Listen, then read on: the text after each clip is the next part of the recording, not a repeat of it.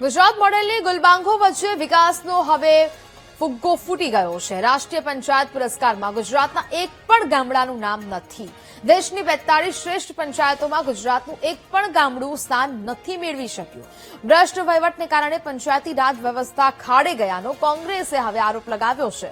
પ્રદેશ કોંગ્રેસના મુખ્ય પ્રવક્તા ડોક્ટર મનીષ દોશીએ ભાજપ સરકાર પર આકરા પ્રહાર કર્યા।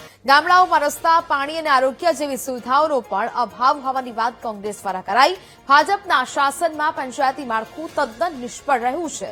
પંચાયતી રાજના નામે આવતા કરોડો રૂપિયા આખરે કોના ખિસ્સામાં જાય છે તેવા પણ સવાલ મનીષ દોશીએ ઉઠાવ્યા છે।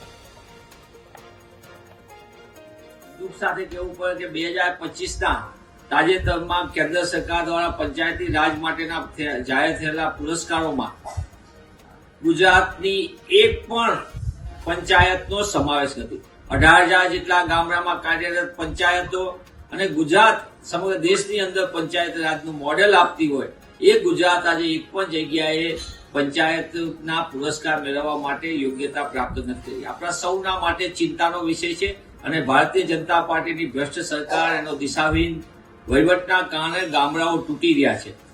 ગુજરાતના ગામડાઓમાં સુવિધાનો અભાવ, ગુજરાતના ગામડાઓની અંદર લોકોને ન મળવા પાત્ર સુવિધાઓ, પાયાની વ્યવસ્થા, એમાં નિષ્ફળતાના કારણે આવી પરિસ્થિતિ નિર્માણ થયું। ત્યારે હું આપના માધ્યમથી સરકારને પૂછવા માંગુ છું કે પંચાયતી રાજના નામે કરોડો રૂપિયા તો આવે છે, પણ આ કરોડો રૂપિયા જાય છે ક્યાં?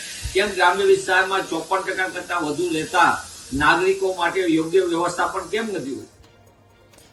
તો ગુજરાત મોડેલ અને વિકાસની વાતો વચ્ચે ફરી એક વખત આ વાસ્તવિકતા સામે આવી છે। રાષ્ટ્રીય પંચાયત પુરસ્કારમાં ગુજરાતના એક પણ ગામડાનું નામ સામેલ નથી। ગુજરાતની મોડેલની જાણે કે હવા નીકળી ગઈ હોય। ભાજપ એક બાજુ ડિજિટલ વિલેજની વાતો કરે છે, વિકાસની વાતો કરે છે, પરંતુ બીજી બાજુ આ વાસ્તવિકતા અલગ જોવા મળી રહી છે। રાષ્ટ્રીય પુરસ્કારમાં શરમજનક સ્થિતિ જોવા મળી, જેને લઈને હવે કોંગ્રેસ દ્વારા ભાજપ સરકાર પર આક્ષેપો કરવામાં આવી રહ્યા છે। ગામડાઓમાં રસ્તા, પાણી અને આરોગ્ય જેવી સુવિધાઓનો પણ અભાવ હોવાની વાત કરવામાં આવી। ભાજપના શાસનમાં પંચાયતી માળખું તદ્દન નિષ્ફળ નીવડ્યું હોય તે પ્રકારની વાત ડોક્ટર મનીષ દોશી દ્વારા કરવામાં આવી છે। એટલે કે રાષ્ટ્રીય પંચાયત પુરસ્કારમાં અલગ અલગ રીતે કરવામાં આવે છે, તેની ચોક્કસ જે માહિતી છે તે મેળવવામાં આવે છે અને ત્યારબાદ આ નામ છે તેની ઘોષણા કરવામાં આવે છે। કયા મુદ્દે મૂલ્યાંકન થાય છે તો વાત કરવામાં આવે તો આરોગ્ય, પાણી અને વ્યવસ્થાપન જોવામાં આવે, મહિલા સશક્તિકરણના કાર્યક્રમો છે તે જોવામાં આવે છે, સુશાસન અને ગ્રાન્ટનું યોગ્ય આયોજન કેવા પ્રકારેનું કરવામાં આવે છે દરેક પંચાયતોમાં તે જોવામાં આવે। હવે વાત કરીએ કયા રાજ્યની શું સ્થિતિ છે। દેશના 17 રાજ્યો કેન્દ્રશાસિત અને તેની પસંદગી કર્ણાટક રાજ્યની સૌથી વધુ 6 પંચાયતોને પુરસ્કાર મળ્યા છે। આંધ્રપ્રદેશ અને ઓડિશાની પંચાયતોને 5 જેટલા પુરસ્કાર મળ્યા છે। વિકાસ મોડેલની વાતો વચ્ચે આપણા ગુજરાતને એક પણ એવોર્ડ નથી મળ્યો।